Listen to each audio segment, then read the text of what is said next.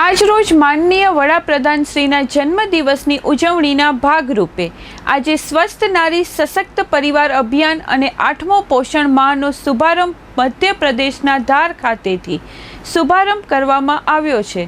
આ પહેલનો મુખ્ય હેતુ દેશની મહિલાઓ અને બાળકોમાં કુપોષણની સમસ્યાને દૂર કરીને તેમને સ્વસ્થ અને સશક્ત બનાવવાનો છે।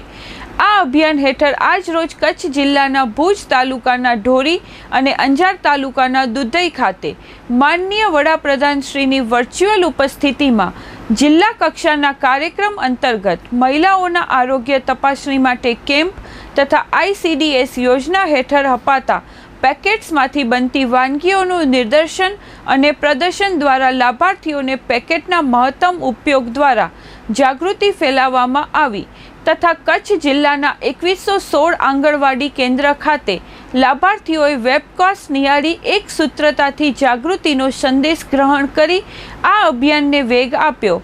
આ તમામ પ્રવૃત્તિઓ ICDS વિભાગ દ્વારા સમગ્ર કચ્છ જિલ્લાના વિવિધ ગ્રામ પંચાયતો, શહેરી સ્થાનિક સંસ્થાઓ અને સરકારી વિભાગોના સહયોગથી હાથ ધરવામાં આવશે।